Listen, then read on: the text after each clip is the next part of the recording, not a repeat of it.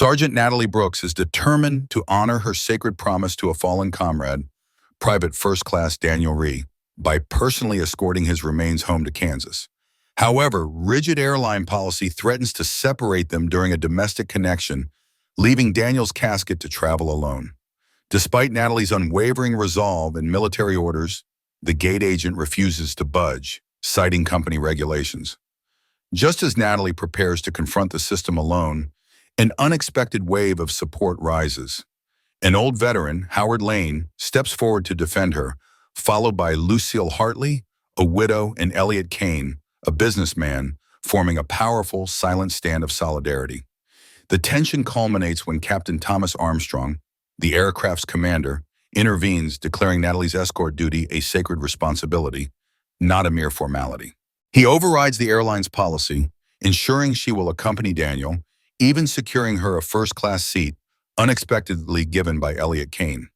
As the plane prepares for departure, Captain Armstrong publicly honors Daniel and Natalie's promise, setting the stage for a journey home filled with quiet reverence.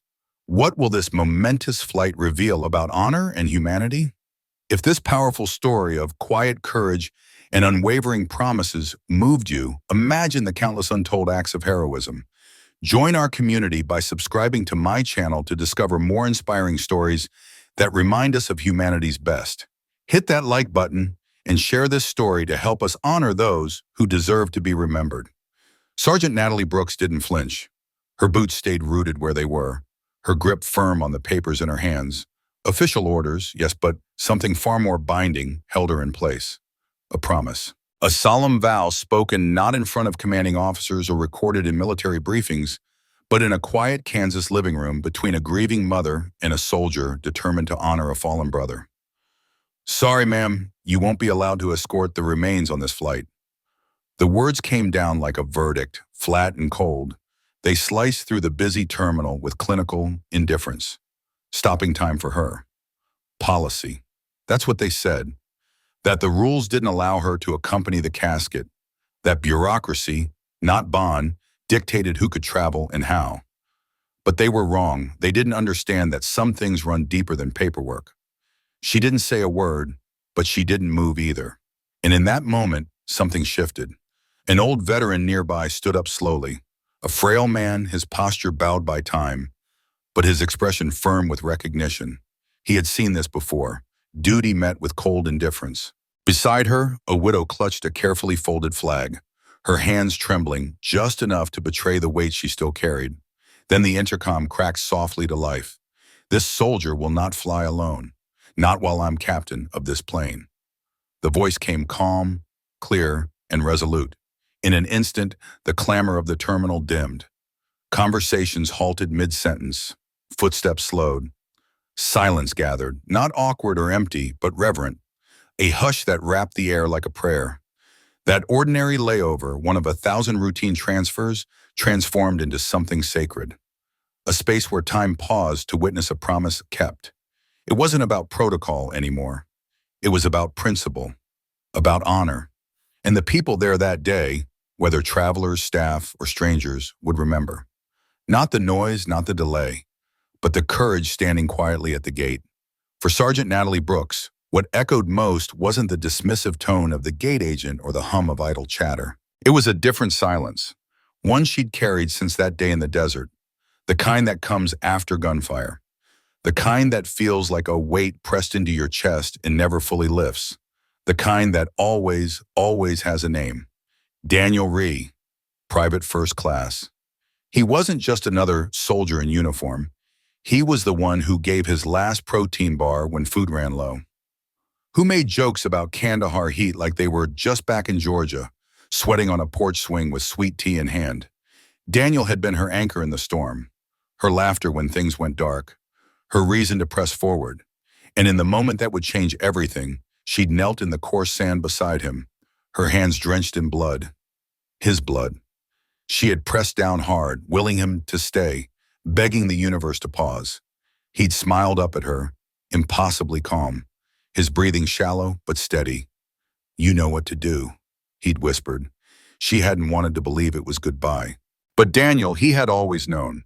He wasn't afraid to die. He was afraid of being forgotten. 2 weeks later, she'd found herself in the Ree family's home in rural Kansas. The house smelled of coffee no one had drunk.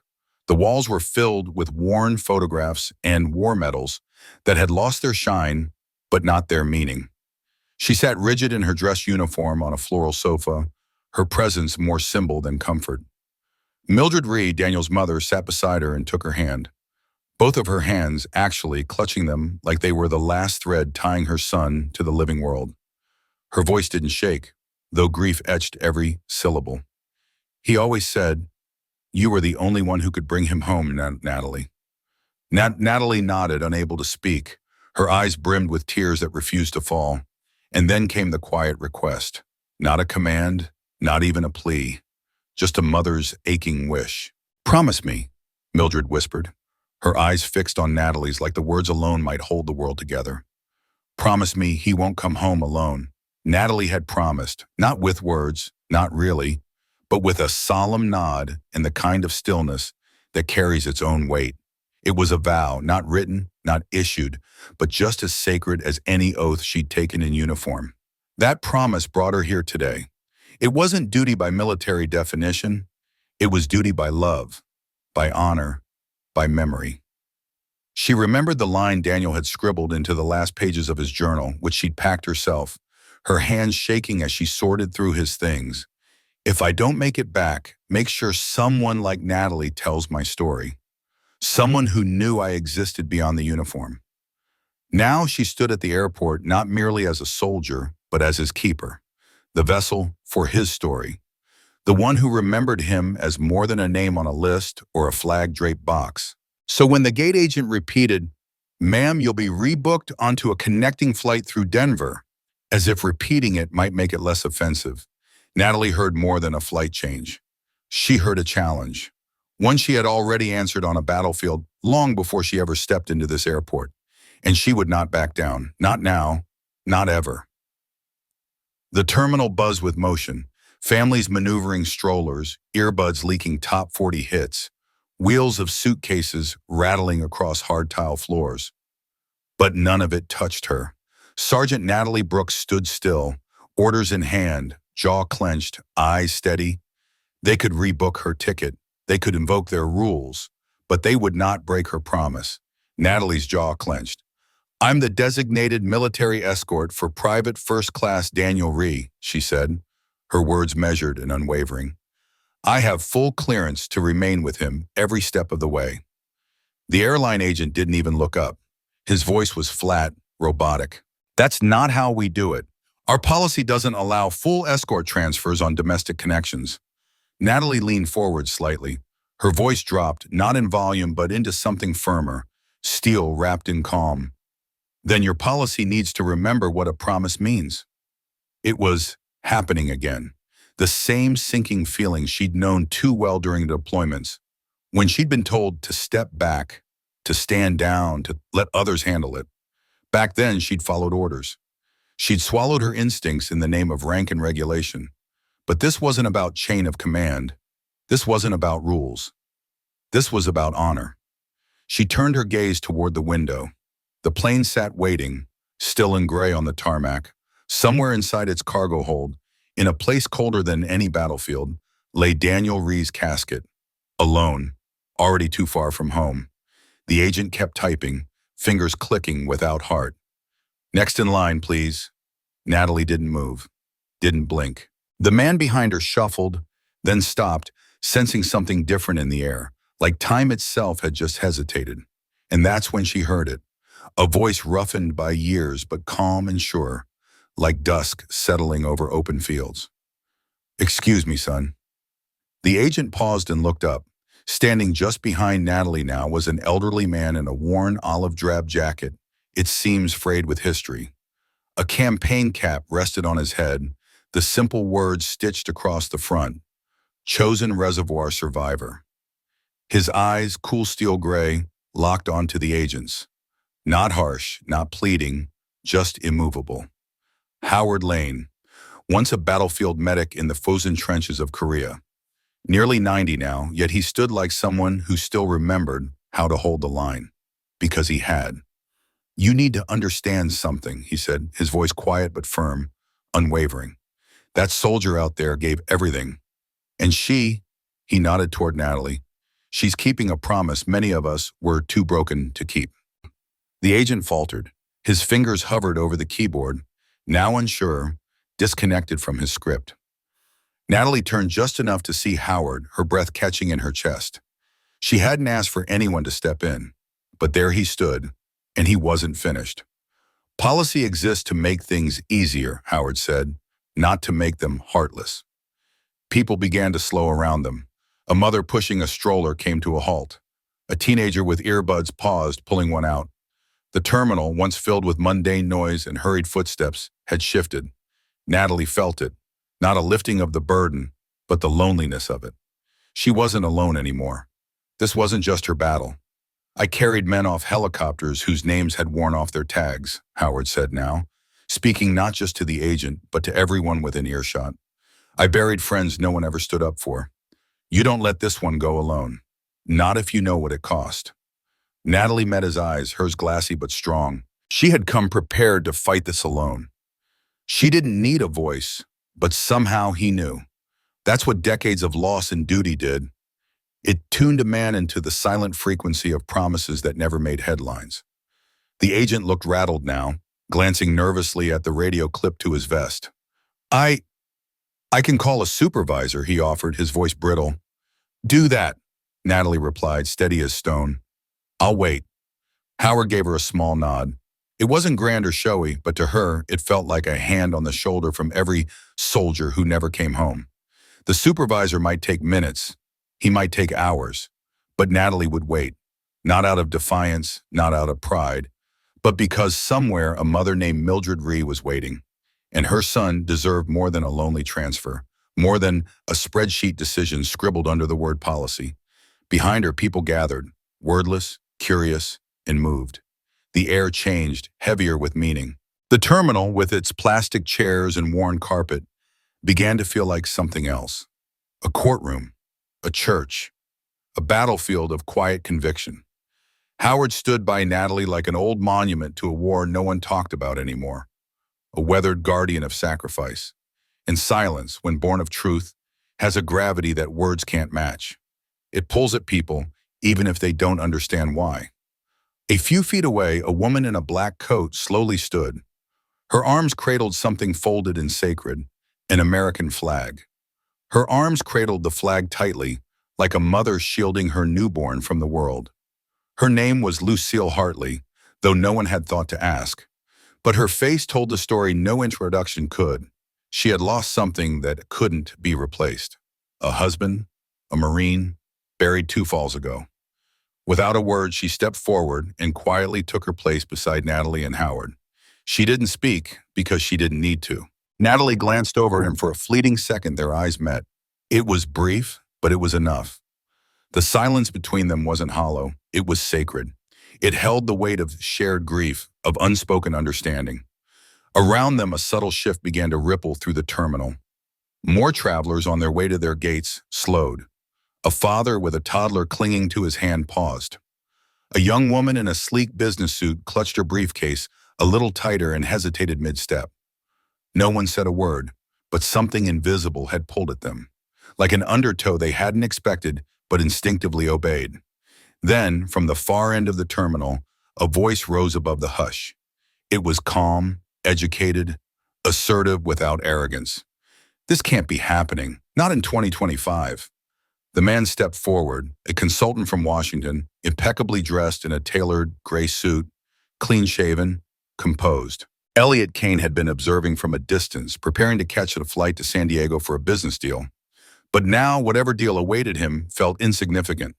He shook his head slightly, muttering to no one in particular, "They bend over backwards for celebrities, but can't make room for someone honoring the fallen?" Heads began to nod, subtle but steady. A silent current of agreement moved through the gathering like sparks on parched grass. The airline agent standing behind the counter had gone pale, his hands hovering uncertainly over the keyboard. Unsure what protocol, if any, covered this moment. The supervisor still hadn't shown up, but behind Natalie now stood over a dozen people. Strangers, each one, yet they formed a quiet line, not because they knew her, but because something inside them whispered, "This isn't right." And on this day, they wouldn't stay silent. It was Lucille Hartley who finally broke the hush. Her voice, though soft, carried the weight of unshakable truth. "My husband came home in a box, too," she said, the folded flag still wrapped in her hands like a lifeline. "A soldier brought him all the way from Qatar. She stayed with him the entire way, every leg, every layover. And I'll never forget her face when she handed him over." She turned slightly, looked directly at Natalie. "Don't let them tell you it doesn't matter." Natalie's lips parted, ready to reply, but nothing came out. Her throat constricted, too full, too tight. So instead she gave a single solemn nod. One firm motion. That was all she could manage. It was enough. And still the crowd swelled. They didn't chant, they didn't shout, they simply stood. A wall of quiet humanity gathered behind a single soldier and the silent oath she carried. For a few moments, the sterile walls of the airport faded into the background. The hard floor, the fluorescent lights, the distant voices calling flight numbers, all of it receded. This wasn't just an airport anymore. It was something else, a place where people took a stand. The announcements continued, a low murmur in the distance, but the air itself had changed. It carried something heavier than noise, conviction. And that conviction didn't come from outrage or orders. It came from watching someone stand their ground for something larger than herself. It came from recognizing courage when it was quiet. Then the speakers crackled, breaking the tension not with panic but with direction. "Sergeant Natalie Brooks, please report to the gate podium." Every head turned. Natalie's body tensed as she turned toward the sound, confusion flickering across her face. The agent at the desk avoided her eyes. It wasn't him who had called her. She stepped forward slowly. Each step felt heavier than the last, her boots pressing into the floor like they were bearing the weight of more than just her own body. The crowd around her gently opened a path, like she was walking into a courtroom. Or a chapel. At the gate stood a man behind the podium, not in airline colors, but in full pilot's uniform, neat, composed, unmistakably in command. His posture was upright but not rigid. His hands rested lightly on the podium's edge. Silver hair peeked out beneath his cap, combed to precision. There was calm in his stance, respect in his gaze. "Sergeant Brooks," he said, offering a hand that was steady and sure. "I'm Captain Armstrong. I heard about what happened." Natalie took his hand, surprised by the quiet strength in his grip. "Yes, sir," she said. He didn't ask for documents. He didn't request clarification. He didn't feign confusion or cite company policy. "I want you to know something," he said. His voice was steady, low, but it carried. "I served too. 28 years in the Air Force, and I know exactly what this means." Then he turned. Captain Armstrong's tone never rose, but something unmistakable shifted the moment he turned his attention to the gate agent and the still absent supervisor. It wasn't volume that lent him weight, it was quiet conviction, the kind that didn't ask permission but commanded respect all the same. With a firm gesture toward Natalie, he said, "This soldier is escorting a fallen comrade. That's not just protocol. It's not a gesture of courtesy. It is a sacred duty." The gate agent opened his mouth, perhaps to object, but the captain raised one hand, controlled, deliberate, but resolute. "I am the commanding officer of this aircraft," he said.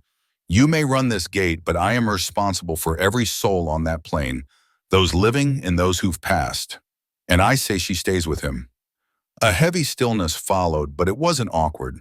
It was solid. It settled over everyone like a truth they had always known but hadn't dared to speak. Natalie blinked, her mind catching up to what had just happened. She'd braced herself to face it alone, ready to defend her ground even if no one stood beside her to. But here he was, not challenging her, not questioning her role, but standing beside her in full defense of her mission, of her promise. The crowd around them stood a little taller now, shoulders squared, faces forward, as though something had just been made right, and they were proud to witness it. Then Captain Armstrong turned back to Natalie. His voice lost none of its authority, but there was a softness now, a quiet respect. You'll ride in seat 3A, he said. I'll take care of the paperwork. You stay with him, Sergeant. That's what matters. Natalie swallowed hard, her throat thick. She nodded once before managing to say, "Thank you, sir." He gave her a slight smile. "Don't thank me. Thank you." Then he stepped back behind the podium, took the microphone in hand again, and addressed the waiting terminal. "Ladies and gentlemen, today we are privileged to carry home a fallen soldier, and with him, the one who made a solemn promise to see him safely there." There was no clapping, no cheering, just a hush, the kind of reverent quiet that filled the space like a benediction. And within that stillness, Natalie felt something shift, something deep, not just in the room but inside her. She had never needed permission. Not once. She hadn't sought approval or validation. But what Captain Armstrong had given her in that moment wasn't either of those things. It was witness. And sometimes that was all a soldier ever asked for. With the boarding pass in her hand, Natalie Brooks held it as if it were made of glass, fragile, priceless. Seat 3A, first class. She had never imagined it, never wanted it. All she had hoped for was to be near enough, close enough to make good on her vow, that Daniel Reese would not be alone, not even for a single layover. She began walking toward the gate when a voice called out behind her, "Sergeant, wait." She turned to see the man from earlier, Elliot Kane, the businessman in the sleek gray suit, approaching with measured steps. His calm demeanor hadn't changed, but his presence carried something different now. He held out his own boarding pass. "You're in 3A now," he said with quiet insistence. "You'll need space, for your gear, for everything." Natalie blinked, caught off guard. "But you—" "I switched," he said gently, cutting her off with a small smile. "It's the least I could do." He said it as if it were nothing, as if it cost him nothing. But to Natalie, it landed with the weight of an offering, a gesture so simple it didn't know its own gravity. She opened her mouth to speak, to thank him, but he had already nodded once and melted back into the terminal crowd. No spotlight, no speech, just a seat given without expectation. When Natalie reached the gate again, the agent who had once stood in her way handed her boarding stub in silence. Her expression was unreadable, but her hand was steady. No more arguments. Natalie stepped onto the jet bridge, her steps grounded and firm. She didn't walk like someone being watched. She walked like someone carrying something sacred. A story, a vow, a name. The first-class cabin was hushed, an oasis of soft light and polished finishes. She paused before taking her seat, carefully lowering her duffel bag to the floor with the kind of care reserved for something beyond belongings. Across the aisle, a woman in her 40s gave her a respectful nod. Not performative, just real. The flight attendant approached, offering water. Natalie declined with a polite shake of her head. She wasn't thirsty. She didn't need comfort. She needed presence. Sitting down, she kept her back straight, her hands resting together, her gaze steady. And in that moment, she felt it. Not just the weight of the boarding pass or the value of a first-class seat, not the recognition from strangers or what applause might come later. She felt the truth that had settled inside her since the gate. That real kindness doesn't come with a spotlight. It doesn't need applause. It lives quietly in the places no one's looking, in a man who speaks with conviction, in a businessman who gives up a seat, in a crowd that finally stands up straight, and in a soldier who simply keeps her promise. The lights in the cabin dimmed gently, casting a soft hush over the passengers as the aircraft began its slow retreat from the gate. Outside the window, the world shrank, growing distant, quieter. In seat 3A, Sergeant Natalie Brooks sat upright, unmoving. At her feet lay her duffel bag. A bag. Not just a piece of luggage, but something closer to sacred. Her fingers brushed the flap gently, not out of habit, but as an act of reverence. Inside, tucked carefully alongside her travel orders and documents, was a folded American flag, Daniel Reese flag, nestled in a cloth pouch. She hadn't dared to open it again. She didn't need to. She knew it was there. She knew what it meant. Overhead, a soft chime rang out. A voice followed, calm and composed, filling the quiet cabin through the intercom. "Ladies and gentlemen," it said, "this is Captain Armstrong from the flight deck. Before we climb to cruising altitude, I'd like to take a moment."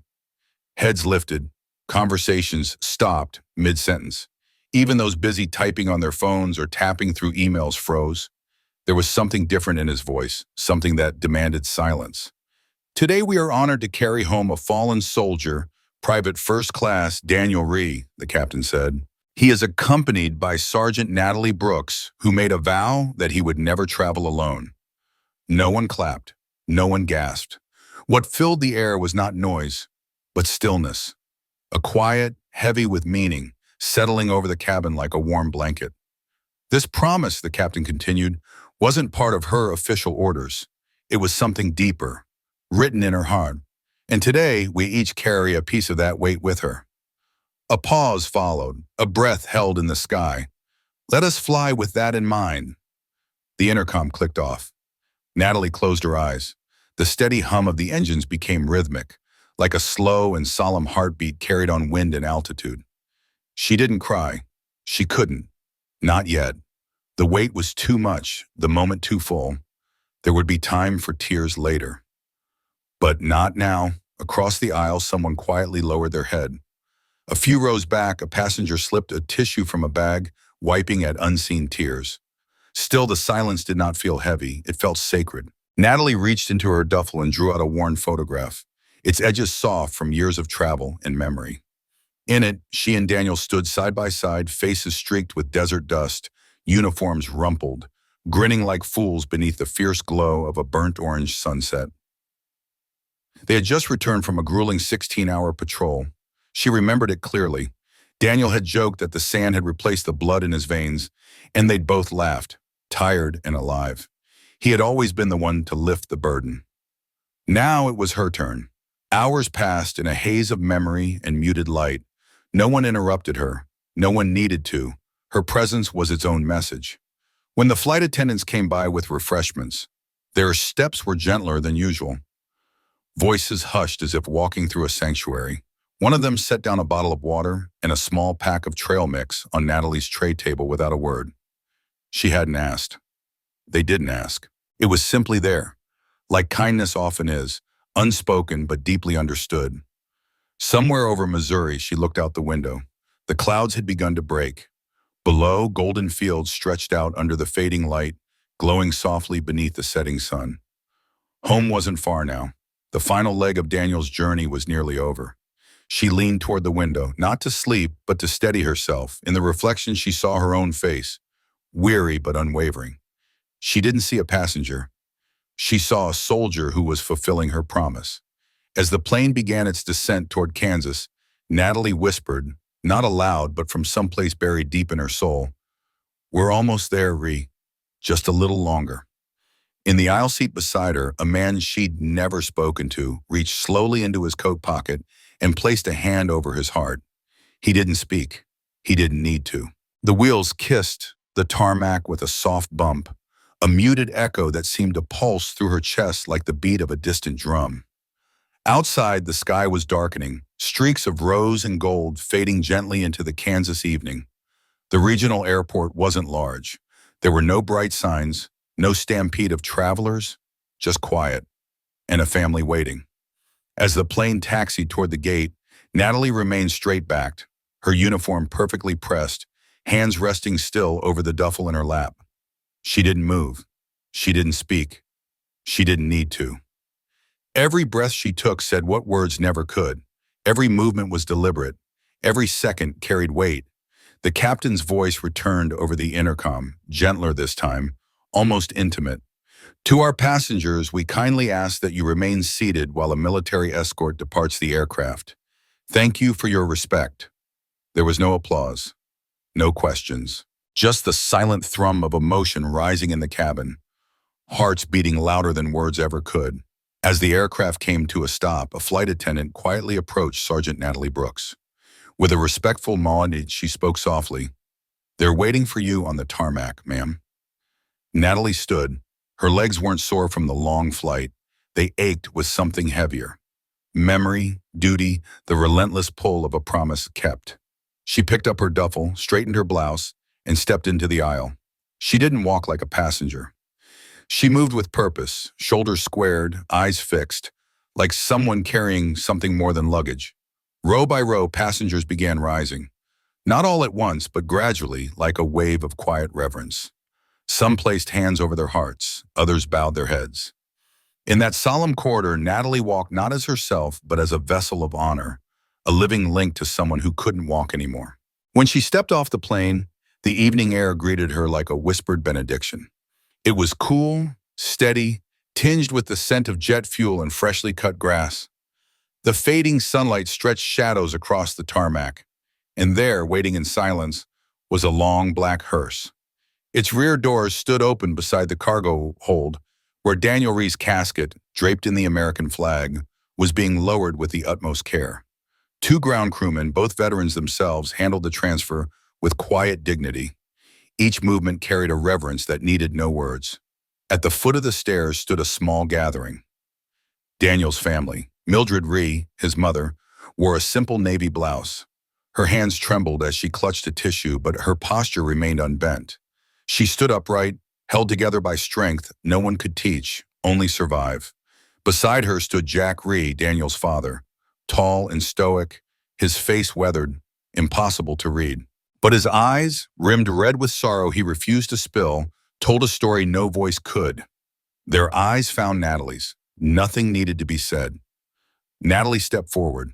When the casket touched solid ground, she stopped and raised her hand in a sharp salute, held it for 5 steady seconds, then lowered it with care. She approached Mildred next. The older woman opened her arms before saying a word. Natalie embraced her with the steadiness of a soldier and the gentleness of someone who had shared Daniel's final journey. "He was never alone," Natalie whispered. Mildred's voice came back barely above the wind. "I know. I felt it." Jack Rhee extended his hand. Natalie gripped it firmly. The strength in his shake conveyed what his lips couldn't. "Thank you for bringing our son home. Thank you for not letting him be forgotten." As they made their way toward the hearse, Natalie walked beside the casket, her palm resting gently on the flag. She matched its slow pace, each step deliberate, each breath a silent eulogy. She didn't cry, not because she wasn't heartbroken, but because this grief didn't belong to her. This moment wasn't hers to claim. It belonged to Daniel, to his mother and father, to the vow she had carried over oceans, through dust-choked bases and sterile airport terminals. When the hearse finally pulled away, its red taillights blinking softly in the dusk, Natalie remained standing. Alone now, and yet, for the first time, she didn't feel alone at all. She had fulfilled her promise. Daniel Rhee was home. The funeral that followed wasn't elaborate. No brass bands, no full-dress procession, just those who mattered most. His family, a few friends, and the wind whispering through the tall grass surrounding Evanfield Veterans Cemetery. The hearse crept slowly up the winding path. Natalie followed on foot, her uniform still crisp despite the dust clinging to her boots. Her body ached, not from what she bore, but from what she had finally let go. One step at a time. The casket was lowered beneath a sky heavy with clouds, as if the heavens themselves were holding their breath out of respect. Mildred clung to her husband's hand while the chaplain spoke, soft words about sacrifice, service, and eternity. Daniel's younger sister stepped forward and gently placed a single sunflower atop the flag. Natalie stood a little ways off. She didn't draw attention. She didn't need to. She wasn't there to be seen. She was there to finish something, to bring someone home.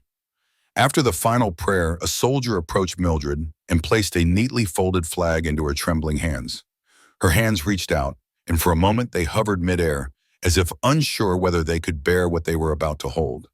When the flag was finally placed in her arms, her fingers trembled. She cradled it as if it were something unbearably delicate, yet impossibly heavy.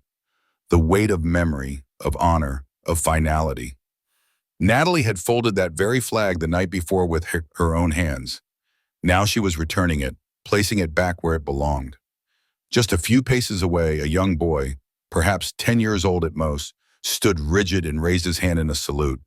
The gesture was awkward, imperfect by military standards, but no one corrected him. His intent was flawless. It was raw, honest, and it was enough. Around them, the gathering slowly began to break apart. People left in quiet pairs or small groups, their voices hushed by the moment. They carried their grief in soft embraces and long silences. in folding chairs tucked under arms, and bottles of water forgotten in jacket pockets. Natalie stood still. She waited until the last of the mourners had made their way back toward the lot, until the quiet became something solid, something sacred. Then she took a step forward. She stopped at the edge of Daniel's casket, standing tall, then lowering her head. She whispered words meant for no one, not the wind, not herself. "You're home now, Ree. Mission complete." No tears came. None were needed. Her silence did the speaking. A silence that held decades of friendship, of foxhole laughter, of fierce loyalty. She remembered the way Daniel used to crack a joke at the worst possible times, how he'd once claimed war was nothing but chaos trying to make sense of itself. And she remembered how, without ever trying, he had made the people around him feel braver. She remained there, unmoving, until the cemetery crew gently resumed their work. With quiet dignity, they began lowering Daniel into the earth. Only then did Natalie step back. She turned without a word and walked slowly down the slope. Her boots made no sound, yet every step seemed to reverberate through the stillness. No crowd cheered her. No decoration would be pinned to her chest for what she had done. No camera had captured the moment, and no formal commendation would follow. But she didn't need any of that. Some honors live outside ceremony. They exist in the promises kept when no one is looking, in the missions completed without orders, without applause, when the only witness is the sky and the weight in your own chest. As the last rays of the evening sun faded into dusk, Sergeant Natalie Brooks walked tall, not because she had carried a burden alone, but because she had made sure Daniel hadn't taken that final journey by himself. Weeks passed. Natalie returned to her base as quietly as she had left it. There was no debrief, no reception, no streamers or questions waiting. Only the familiar rhythm of military life, bunk inspections, hallway footsteps, the hum of fluorescent lights, and boots tapping out the same routines. But something in her had changed.